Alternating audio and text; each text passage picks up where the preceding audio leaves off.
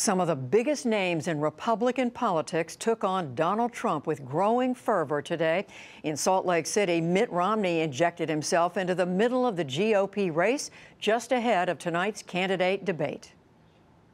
If we Republicans choose Donald Trump as our nominee, the prospects for a safe and prosperous future are greatly diminished. With that, the party's 2012 nominee for president joined the campaign to stop Trump from becoming this year's standard bearer.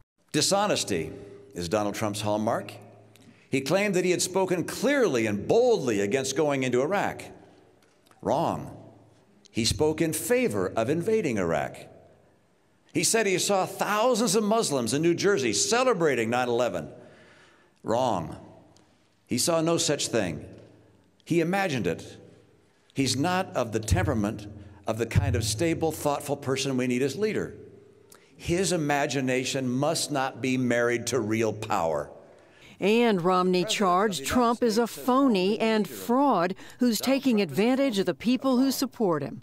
He's playing the members of the American public for suckers. He gets a free ride to the White House, and all we get is a lousy hat. Romney started by saying he is not joining the race. Instead, he said he'd vote for whomever has the best chance of beating Trump. It was a stark departure from 4 years ago, when candidate Romney welcomed the billionaire's backing. It means a great deal to me to have the endorsement of Mr. Trump. Within hours today, Trump answered at a campaign stop in Maine. Look, Mitt is a failed candidate. He failed. I backed Mitt Romney. I backed him. You can see how loyal he is. He was begging for my endorsement.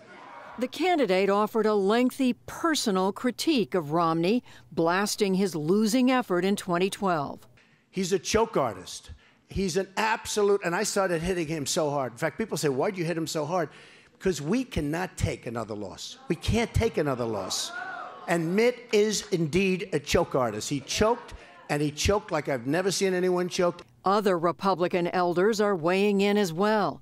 Senator John McCain, the party's 2008 nominee, said in a statement, "I would also echo the many concerns about Mr. Trump's uninformed and indeed dangerous statements on national security issues." And some 70-plus Republican experts on foreign policy issued a press release pledging to oppose the frontrunner. But one of Trump's former rivals and newest supporters, New Jersey Governor Chris Christie, dismissed the criticism. He noted he's telling Trump not to bolt the party if he's denied the nomination. I've urged him not to do that because I don't think that's constructive, a constructive way to go about it, and he knows that. All of this just hours before Trump and his remaining rivals, Ted Cruz, Marco Rubio, and John Kasich, face off again in a Fox News debate in Detroit. Meanwhile, on the Democratic side, underdog Bernie Sanders in Lansing, Michigan, took new aim today at Hillary Clinton and her stance on trade. She has supported NAFTA. I oppose NAFTA. She supported permanent normal trade relations with China. I vigorously opposed PNTR with China. She supported permanent normal trade relations with Vietnam.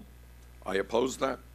Clinton stayed off the trail today, but the Washington Post reported a new turn in the FBI investigation of her handling of email as Secretary of State. It said Brian Pagliano, a former State Department staffer who set up her private server, has been granted federal immunity for his cooperation. Clinton has acknowledged that it was a mistake to use a private server, but has insisted nothing she received or sent was classified at the time. We'll dig further into today's Republican fireworks after the news summary.